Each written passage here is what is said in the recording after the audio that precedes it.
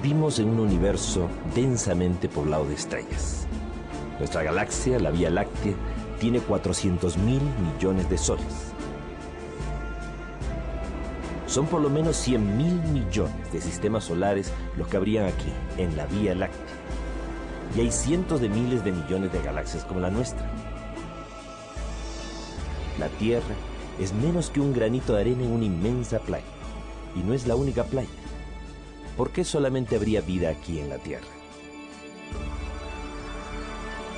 MC Castepol presenta. Hola amigos, soy Sixto Paz Wells. Nací el 12 de diciembre de 1955 en Lima, Perú. Mi padre investigaba los ovnis antes de que yo naciera. Nací en un ambiente favorable al tema. Mi padre desde pequeños, a mis hermanos y a mí, nos enseñó a pensar, no a creer que esto fuera posible. Que un universo tan grande, lo raro no es de que pueda haber vida fuera de la Tierra. Lo raro sería de que no lo hubiese. Él había creado un instituto de investigación de los ovnis junto con amigos suyos de la Fuerza Aérea. En 1973, mi padre fue invitado a dar una conferencia en una agrupación yoga. Yo fui acompañándolo, tenía 17 años en aquel entonces, y me encontré con un grupo de personas que se dedicaban a temas espirituales sin hacer de eso una religión. Me gustó tanto el ambiente que me quería hacer prácticas de respiración, relajación, concentración y meditación, Hatha Yoga y Mantra Yoga Meditación. Al año siguiente, en 1974, salió una noticia en el diario más serio y conservador de Lima, el diario El Comercio, que decía que se había descubierto que el espacio no era un silencio sepulcral como se creía, sino que era mucho ruido, mucha bulla, y que esos sonidos provenientes del espacio podían ser mensajes enviados de otros planetas, de civilizaciones avanzadas que podrían estar intentando comunicarse con sus similares en el universo. La noticia fue tan interesante que mi padre invitó a un médico del Hospital de Policía de Lima, miembro de la Sociedad Teosófica, alto grado de la masonería, el doctor Víctor Ñáñez Aguirre, para que disertara sobre el tema de la telepatía, la transmisión de pensamiento a distancia. Planteaba este médico que de existir seres en otros planetas, podrían no solamente estar llegando a la Tierra con sus naves espaciales, sino que mentalmente, de forma telepática, o astralmente hasta en sueños, podrían estar intentando comunicarse con la humanidad. La noticia fue tan interesante que de regreso a la casa, le conté a mi madre y a mi hermana de lo que se había hablado, e intentamos, como jugando, recibir un mensaje.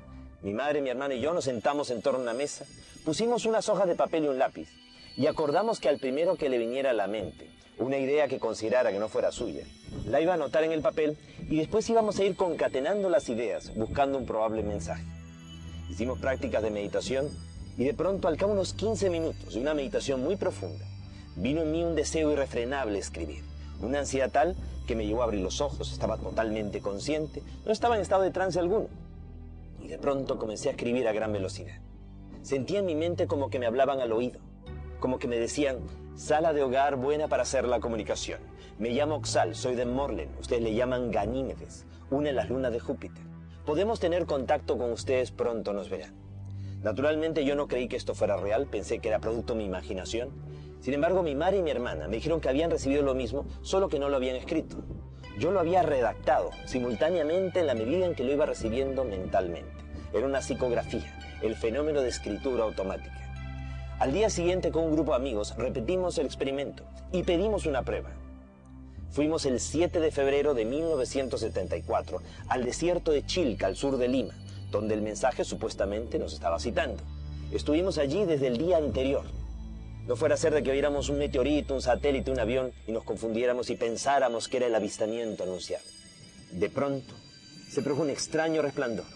Detrás de los cerros se iluminó la noche como si fuera de día. Y todos hemos visto salir de entre los cerros un objeto luminoso que se desplazó sobre las crestas de las montañas. Quedó estable en el horizonte del lado derecho. El grupo que estaba disperso empezó a congregarse y todos empezamos a confrontar. Tú lo ves, yo también, ¿qué es esa luz? Cuando de pronto comenzó a ir descendiendo hasta que se colocó a una altura de unos 80 metros. Proyectó una luz como de mediodía.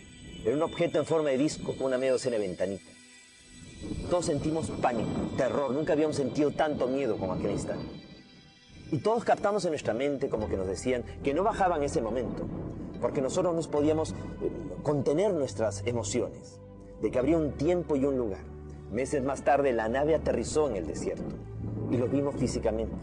seres de aspecto antropomorfo, humanoides, similares a nosotros. La comunicación inicialmente fue de tipo telepático. Si todo hubiese quedado allí, no hubiera tenido la menor trascendencia. Lo interesante es que un periodista español, Juan José Benítez, mundialmente conocido en la actualidad por la serie de los libros del caballo de Troya, cuando solamente era un corresponsal más de la agencia EFE, fue enviado al Perú a cubrir la insólita noticia de este grupo de adolescentes que afirmábamos tener contacto con extraterrestres.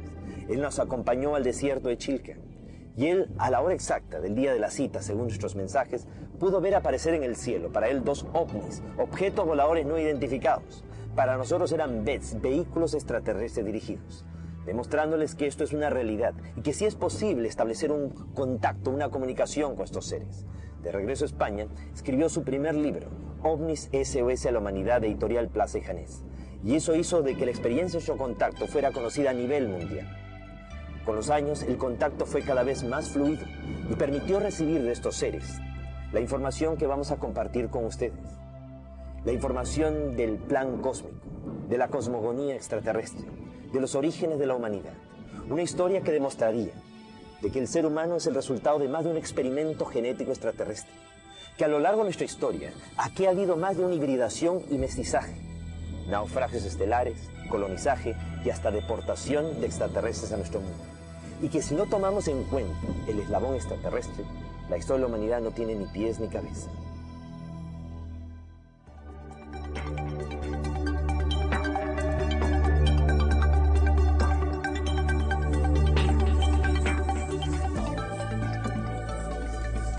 OVNIS. Nuestro pasado extraterrestre.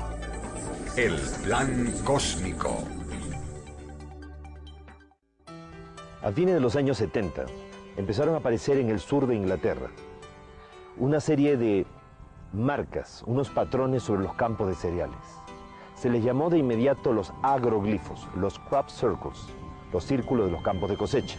Siempre aparecían en época de cosecha y sobre campos de cereales. Ya en la Edad Media se había registrado la observación de dichas figuras. Aparecían y se consideraban de que podían ser hechas por el demonio, por las hadas. Se les llamaba justamente Círculo de las Hadas y se advertía a la gente de que no se metieran en ellos porque podrían desaparecer. Cuando empiezan a aparecer estas figuras en los años 70, inicialmente eran figuras geométricas, círculos, triángulos, rectángulos. Inicialmente, cuando solamente eran círculos, se pensó que podían ser un fenómeno de geomagnetismo o algún tipo de remolino de viento, de pequeño tornado.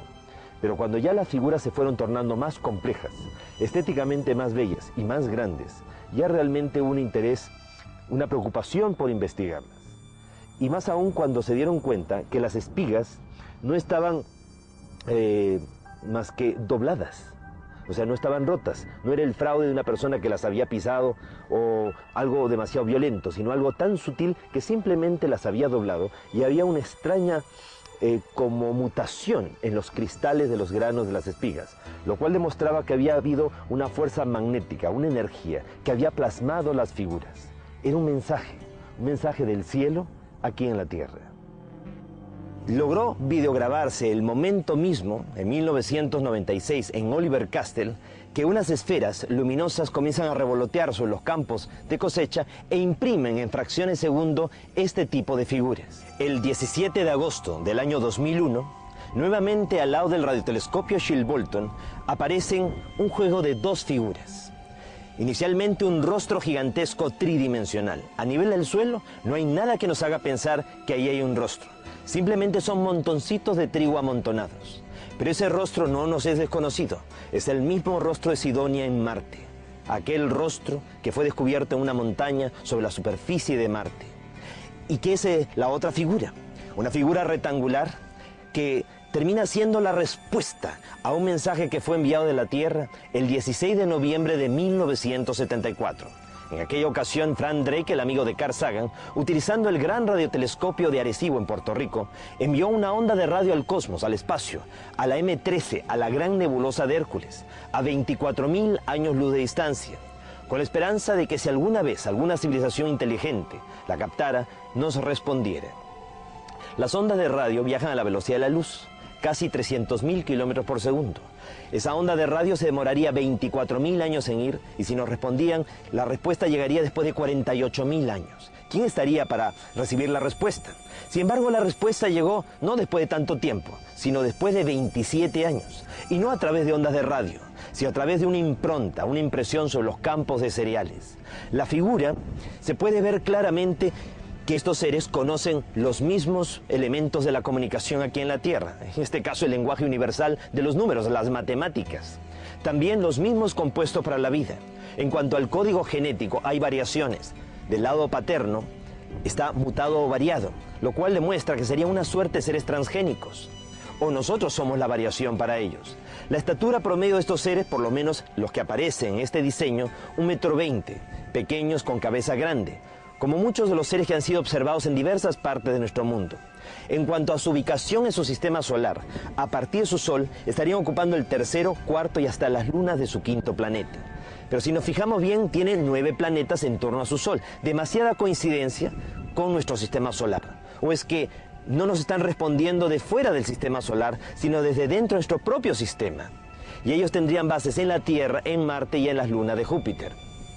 En cuanto a la fuente de emisión del mensaje, no es un radiotelescopio, obviamente. Eso sería una forma muy primitiva de comunicación para ellos. La forma es, en este caso, los mismos círculos concéntricos y tangenciales que aparecieron un año antes, del año 2000, en el mismo lugar. Y lo que representarían que estos seres, para comunicarse con nosotros y responder, viajaron a través del tiempo y del espacio, a través de pliegues cósmicos, a través de puertas interdimensionales, ya que ellos dominan el espacio-tiempo. Y el que muchas de las figuras que están apareciendo en el sur de Inglaterra y en más de 25 países estén relacionados con los últimos descubrimientos de la ciencia, muestra de que hay un seguimiento, hay una supervisión por parte de ellos. Hay una inquietud de que el ser humano recuerde mucho de una información que ya se encontraría en nuestra propia genética, ya que si nosotros fuimos sembrados en este planeta, pues simplemente lo que nos toca es recordar.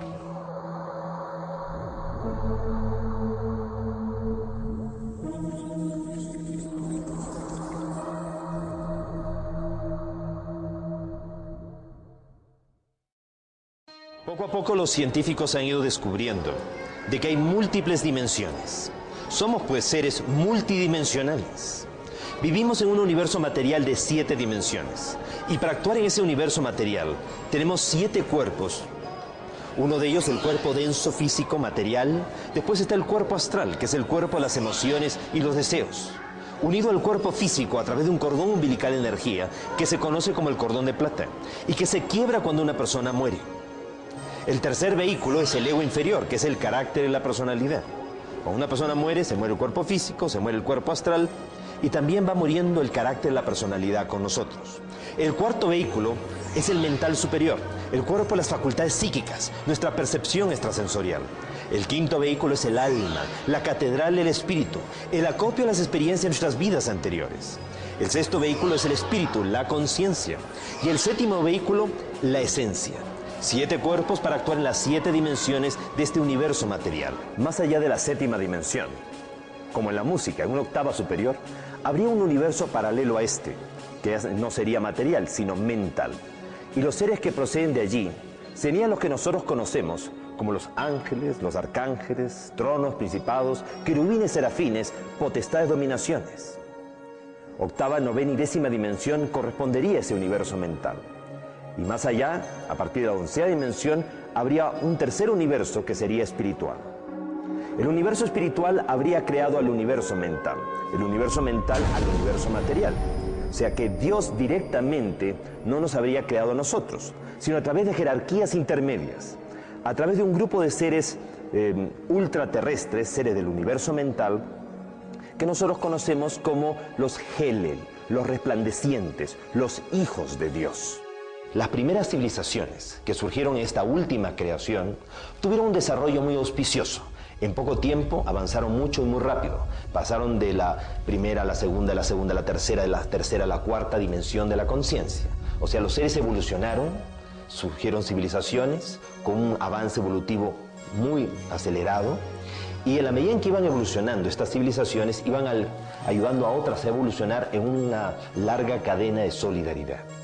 Pero aquellos que iban adelante, llegó un momento en el cual se estancaron evolutivamente. De pronto, quienes estaban en la quinta, la sexta dimensión, no pudieron ser más avanzados, no pudieron seguir progresando. ¿Por qué? Los primeros tres vehículos, el cuerpo físico, el astral y el mental inferior, constituyen lo que se conoce como el plano de la conciencia material.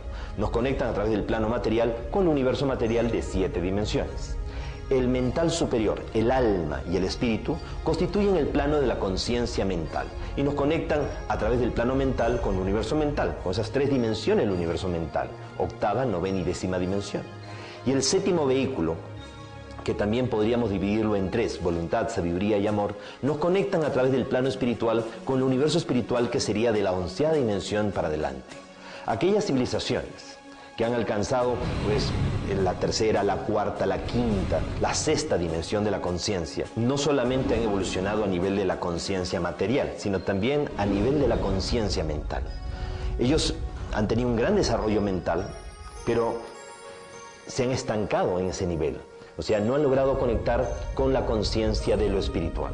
¿Por qué? Porque quienes fueron sus guías, sus orientadores, eran los seres del universo mental. Ellos propiciaron o auspiciaron el desarrollo y la evolución de las primeras civilizaciones en esta última gran creación.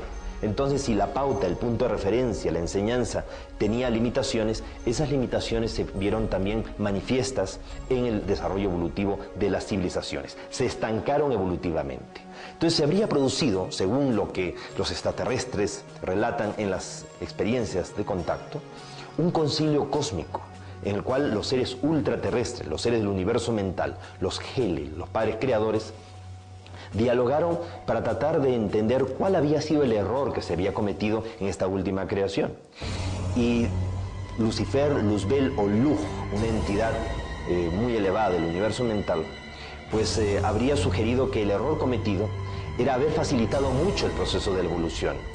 El no haber creado las condiciones de pronto para que una fuerza de oposición lo suficientemente grande, pues exigiera el máximo esfuerzo, el mayor mérito a estas civilizaciones que fueran surgiendo. Entonces él sugería introducir en el universo material entidades disociadoras, seres del universo mental que actuaran como demonios, entre comillas, que dificultaran al máximo el proceso evolutivo. Eso restauraría la dinámica interrumpida.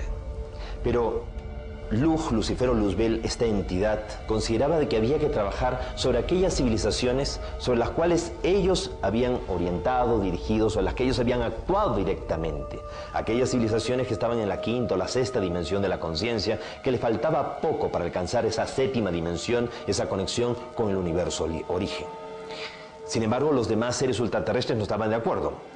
Era como cambiar las reglas de juego. Es como que tengamos nosotros a un hijo en una escuela militar internado con una disciplina rígida y faltándole un año para graduarse, lo sacamos de esa escuela, lo ponemos en un colegio mixto, que no es internado, que no tiene disciplina rígida, es muy probable que naufrague. Entonces no se pueden cambiar las reglas de juego sobre lo que ya está avanzado. Entonces sugirieron estas otras entidades más bien trabajar sobre civilizaciones nuevas, sobre civilizaciones que recién se estaban iniciando.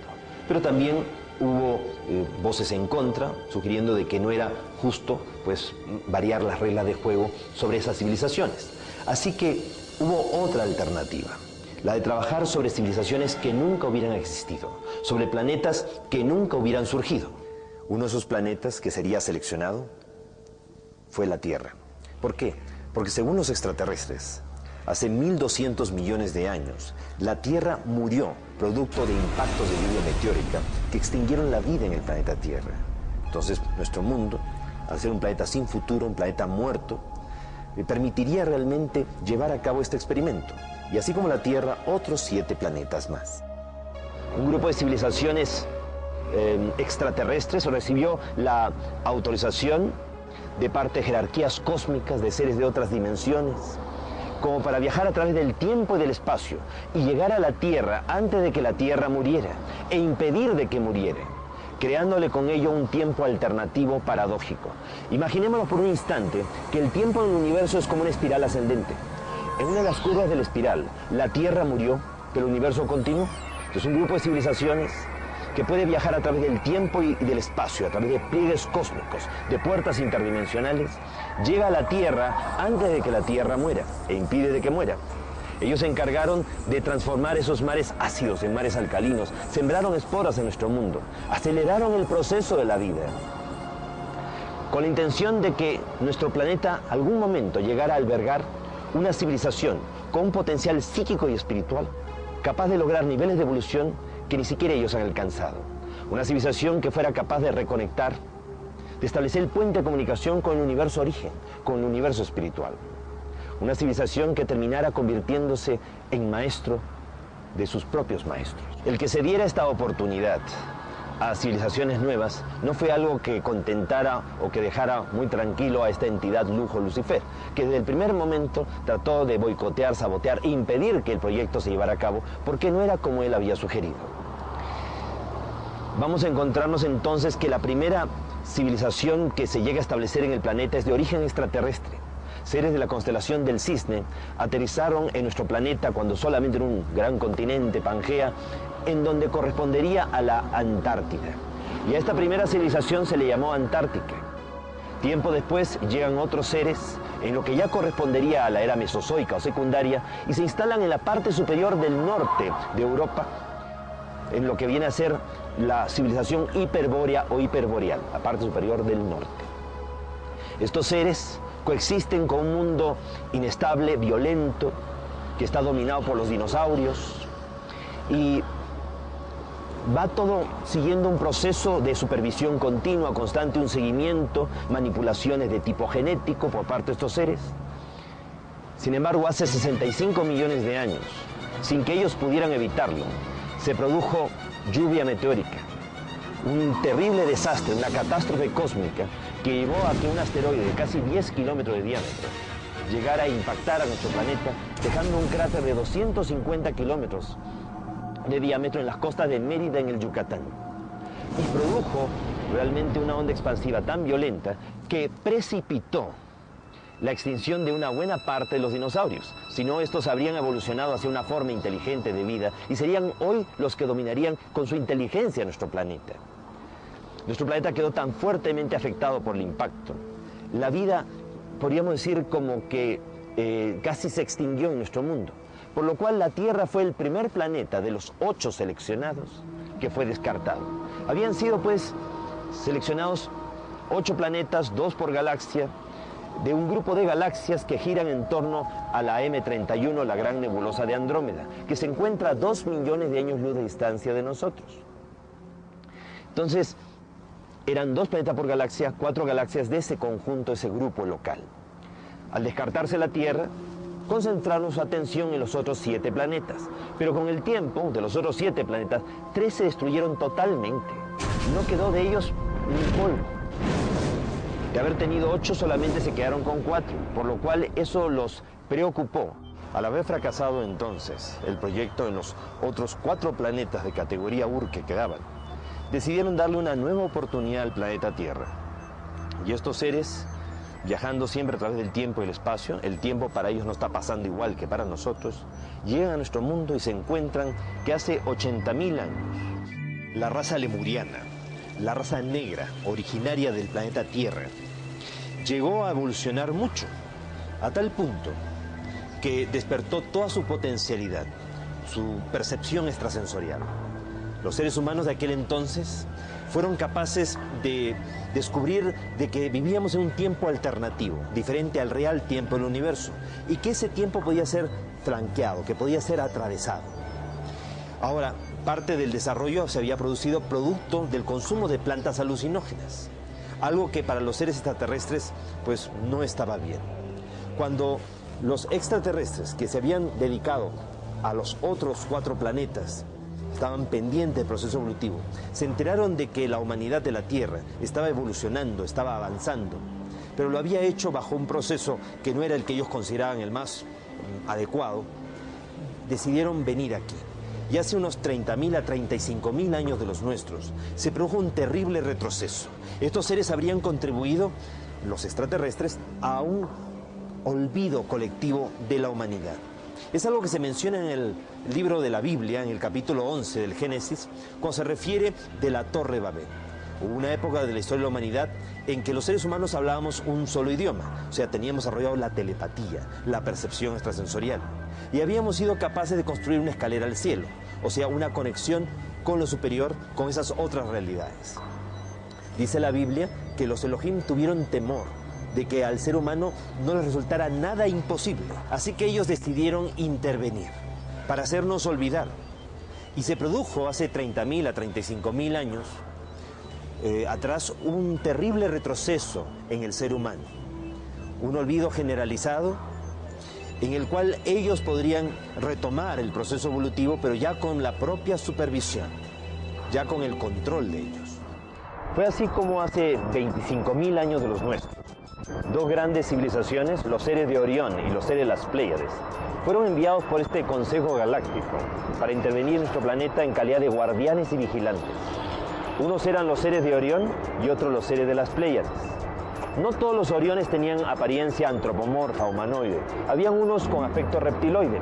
Precisamente el jefe de los Oriones se llamaba Satanel, Satán o Satanás, un extraterrestre, que no hay que confundirlo para nada con Lucifero Luzbel, que sería un ultraterrestre. Con los siglos, la angeología ha ido confundiendo tanto las cosas que a veces se utiliza el mismo nombre de un ángel de luz para denominar a uno de oscuridad y viceversa. Por ejemplo, se utiliza la palabra Ha-Satán, el adversario, para denominar a Lucifero Luzbel, o serían dos entidades totalmente diferentes. Fue así entonces que llegan estos guardianes y vigilantes. La idea era hacer un seguimiento del proceso de la evolución de la humanidad. Se había producido un terrible retroceso, como mencionamos. Esto precisamente se hace referencia en el capítulo 11 del Génesis, cuando dice que los Elohim vieron de que los seres humanos hablábamos un solo idioma, que habíamos sido capaces de construir una escalera al cielo y que ya nada nos sería imposible. Esa escalera naturalmente no era tanto un zigurat o una torre o pirámide, sino más bien una conexión de tipo psíquico, espiritual. Entonces decidieron venir y confundir las lenguas, nos hicieron olvidar. Ese olvido sería el terrible retroceso que nosotros pues ya registramos en esta historia del plan cósmico. Entonces la responsabilidad de los guardianes y vigilantes recayó sobre la persona de este Satanel, que también era un leal seguidor de las enseñanzas o de las directrices de Lucifero Luzbel.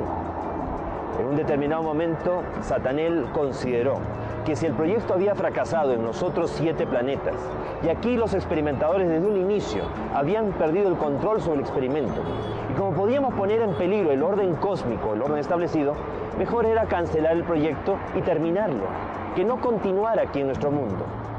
No todos los guardianes y vigilantes estuvieron de acuerdo con esta postura, y unos se mantuvieron fieles al plan cósmico y otros en contra.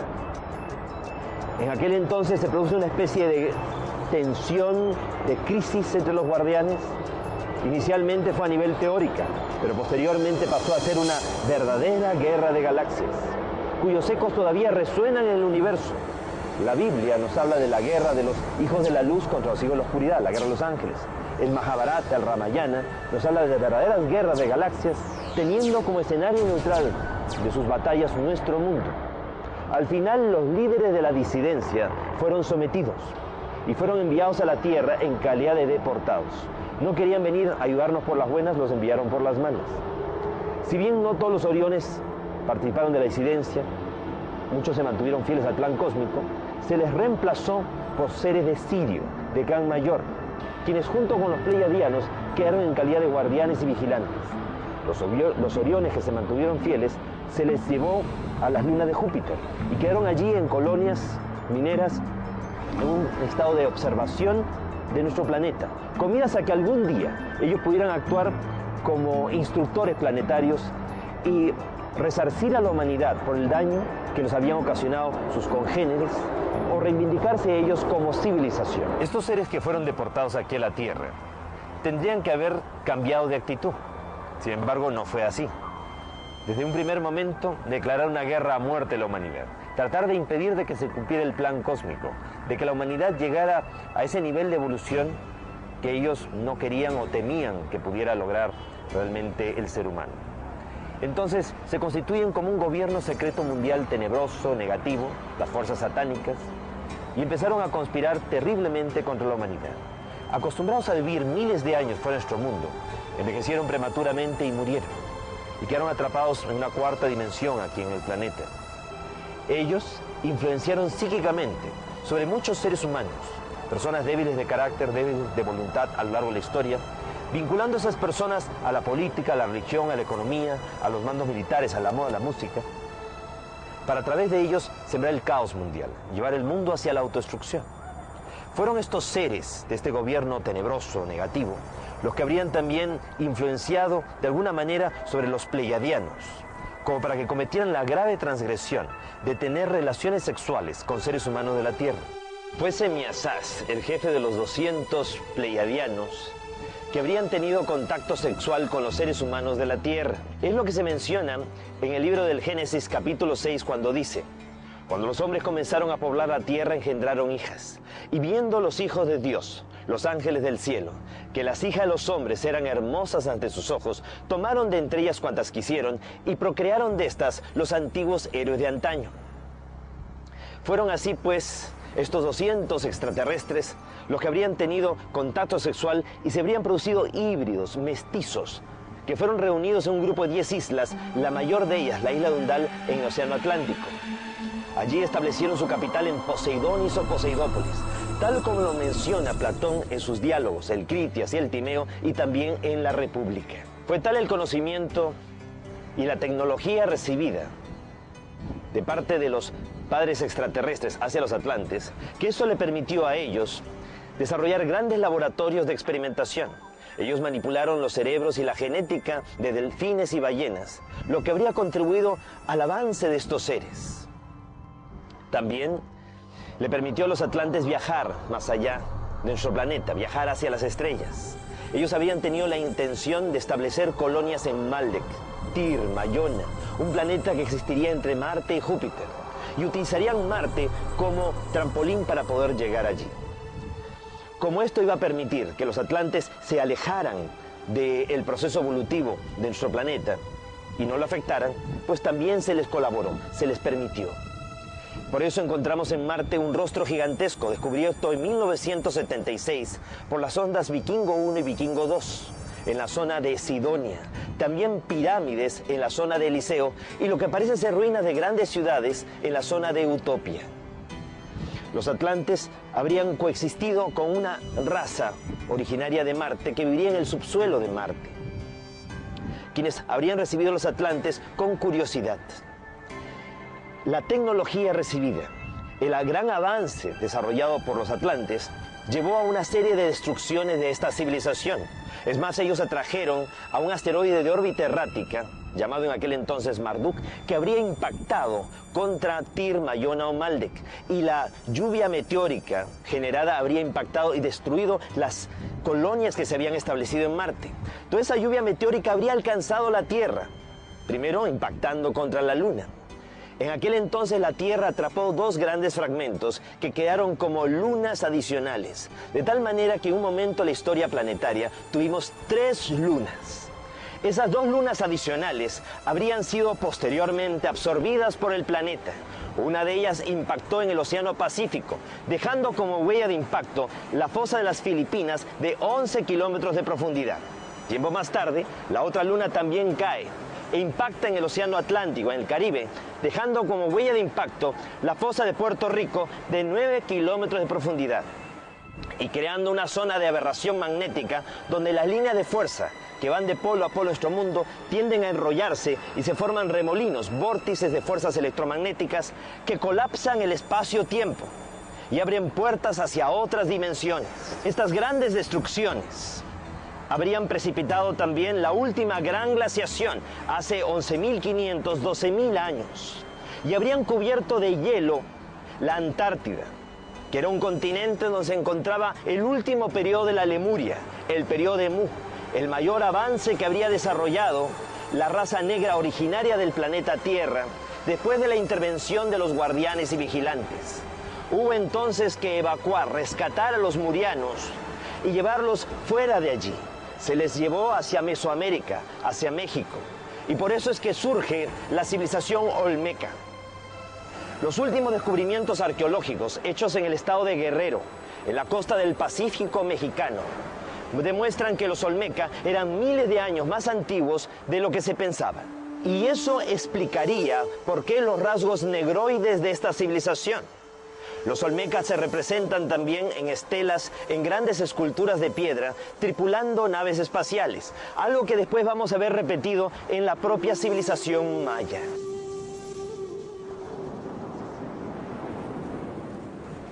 Para contrarrestar el efecto nefasto de toda esta influencia negativa, fueron enviados aquí a la Tierra 32 seres extraterrestres de 32 civilizaciones diferentes, que aterrizaron en el desierto del Gobi, en la Mongolia, y fundaron la mítica Shambhala, la capital del reino de Agartha, el mundo intraterrestre. Y habrían establecido una red de túneles y galerías, grandes depósitos, archivos del conocimiento, de la historia perdida de la humanidad, con miras a que algún día los hombres de buena voluntad pudiéramos acceder a dicho conocimiento.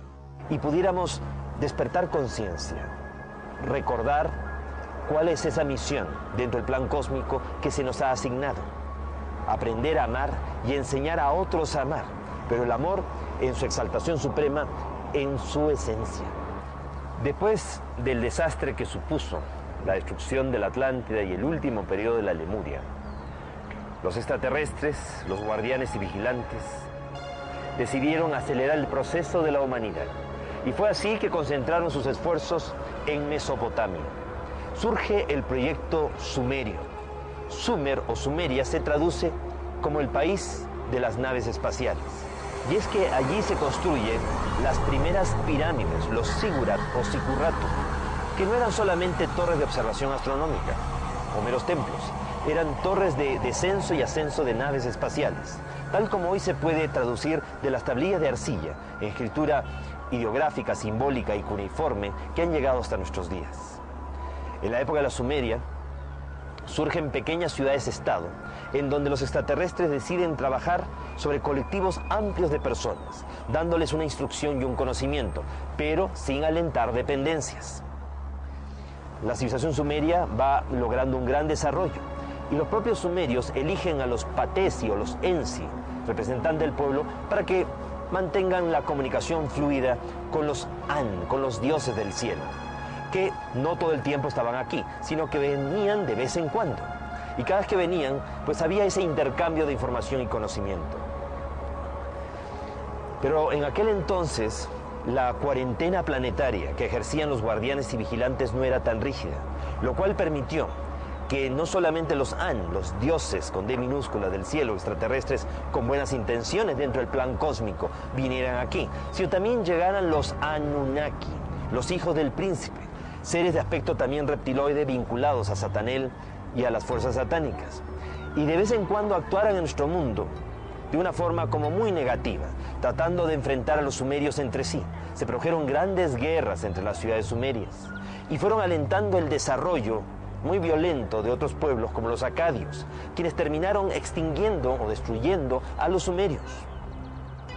Al fracasar el proyecto sumerio de trabajar sobre un colectivo amplio de personas, porque al final de todas maneras se crearon dependencias, vivían muy pendientes del retorno de los An. Decidieron entonces los extraterrestres, los guardianes y vigilantes, y los instructores planetarios, trabajar sobre una élite de individuos. Se escogieron así a los sacerdotes egipcios, herederos del conocimiento atlante, sobrevivientes de la Atlántida, llegaron a Egipto, y también del conocimiento extraterrestre, ya que habían colonias extraterrestres en la zona de Egipto. Sobrevivientes de Sumeria también se afincan, y con toda esa suma de conocimiento e información va a surgir la gran civilización egipcia. Cuando todavía el resto de la humanidad se debatía en el Neolítico, aparece la gran civilización egipcia. La ciencia nos enseña que todas las grandes realizaciones de una civilización nunca se consiguen ni al principio ni al final, sino en el momento de mayor esplendor, de mayor desarrollo. El mayor desarrollo, extensión y expansión de Egipto fue entre la 18, 19 y 20 dinastía del Imperio Nuevo. Sin embargo, en aquella época no hay nada que se asemeje a las pirámides, que son de la tercera y cuarta dinastía. Sobre todo las pirámides de Keops, Kefren y Miserinos, las más famosas, son de la cuarta dinastía, del Imperio Antiguo, de la época más antigua de Egipto, lo cual resulta realmente imposible. Eso muestra claramente la conexión en la antigüedad que hubo con estos seres del cielo y con los remanentes atlantes. Los sacerdotes egipcios, al haber recibido un conocimiento superior, tenían que habérselo retransmitido al pueblo, compartiéndolo de una forma que lo pudieran digerir, que lo pudieran sobrellevar. Sin embargo, con el tiempo los sacerdotes, en vez de compartir el conocimiento, se lo guardaron para ellos solos. Se retroalimentaban de él. Y cuando ellos a su vez tenían que iniciar a otros, no compartían todo lo que sabían, sino una parte del conocimiento. Quizás porque consideraban que no eran dignos o porque no querían que les quitaran el puesto de trabajo. El asunto es que el conocimiento se fue diluyendo. Llegó un momento en el cual se fue perdiendo. Y Egipto cayó realmente en la influencia de estas fuerzas tenebrosas, oscuras, negativas, que lo que buscan es que la humanidad no sepa, no recuerde. Entonces, al fracasar el proyecto de trabajar sobre un colectivo amplio o sobre una élite de individuos, se decide trabajar sobre un individuo y programar su genética. Es así como la suerte recae sobre la persona de Abraham. Abraham, un psíquico nato, fácilmente entraba en comunicación telepática con estos seres. Y además era un hombre tan inteligente, con un criterio tan amplio, que aceptó en esa época en que había 1001 templos a 1001 dioses, la idea de un solo Dios, conceptos, como digo, muy, muy avanzados. Entonces, la idea fue programar la descendencia de Abraham. Y se puede ver claramente a través de la historia sagrada, pues las continuas intervenciones genéticas o intervenciones y manipulaciones de estos seres. Abraham no podía tener hijos en Sara. Sin embargo, con la ayuda de los de arriba, llegó a tener a Isaac. Isaac se casa con Rebeca, pero Rebeca tampoco podía tener hijos. Sin embargo, con la ayuda, concibió a Esaú y Jacob. Jacob se casa con Lía, su prima, y luego con Raquel, a la que realmente amaba, pero ella también era estéril.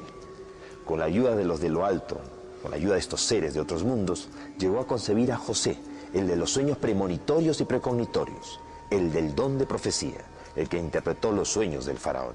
Sansón, hijo de padres estériles. Samuel, lo mismo. María la Virgen, hija de Joaquín y Ana, no podían tener hijos. Sin embargo, con la intervención del cielo, nace María, creando las condiciones de pronto para que en su momento llegara Jesús, que no era un extraterrestre, sino un terrestre extra, que es diferente. En el Nuevo Testamento está la historia de Jesús. Jesús habría sido una persona, un ser humano de la tierra, que a través de múltiples encarnaciones en este planeta, alcanzó un alto nivel de evolución. Ya no necesitaba reencarnar. Sin embargo, por amor a la humanidad, aceptó volver. Y durante 30 años de su vida, Jesús se preparó para que durante los 3 años de vida pública, en él se produjera una simbiosis cósmica, una transmigración, por la cual un ser de la categoría de los hijos de Dios, un Gelel, un resplandeciente, uno de los padres creadores, Micael o Miguel, se fusionara con él, coexistiera durante esos 3 años y lo acompañara en la realización de su gran misión. ¿Y en qué consistía esa gran misión? Precisamente enseñarle a la humanidad de que el amor es la fuerza más poderosa del universo, capaz de vencerlo todo, de transformarlo todo, incluso vencer la muerte, y entendiendo el amor como el respeto, la comprensión, la tolerancia y el perdón entre los seres humanos. Llegará un día, según el Apocalipsis, en que la humanidad accederá a un conocimiento que durante mucho tiempo le estuvo oculto. El día que la humanidad accede a ese conocimiento, las fuerzas de la oscuridad quedarán sometidas a la humanidad por 1000 años. Al cabo de esos 1000 años, que empezarían a partir del 22 de diciembre del año 2012, empezaría el verdadero milenio, y al final de ese milenio se esperaría que la humanidad se ponga del lado de las fuerzas de la luz en una última gran batalla, la batalla de Armagedón.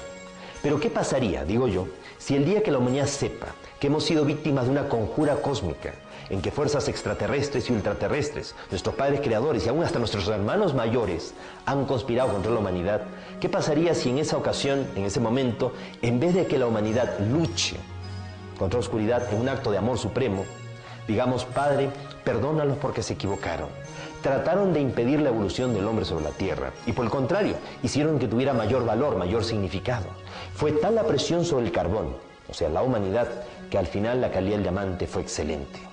Y se sellaría en ese momento una redención cósmica de la Tierra hacia el cosmos. ¿Qué es lo que se espera que ocurra en los próximos años? Se espera que la humanidad acceda a un conocimiento que estuvo oculto, que salga a la luz mucha información que ha sido ocultada por parte de los gobiernos y las religiones. Y ese salir de la oscuridad hacia la luz, ese despertar, va a ser tan violento que mucha gente no lo va a poder resistir. Así que en los próximos meses, en los próximos años, se va a accesar a mucha información. Entre las cosas que la humanidad va a descubrir, va a ser de que estamos en un tiempo alternativo, paradójico, que no estamos en el tiempo real y que nos estamos acercando a una reconexión, a una sincronización de los tiempos.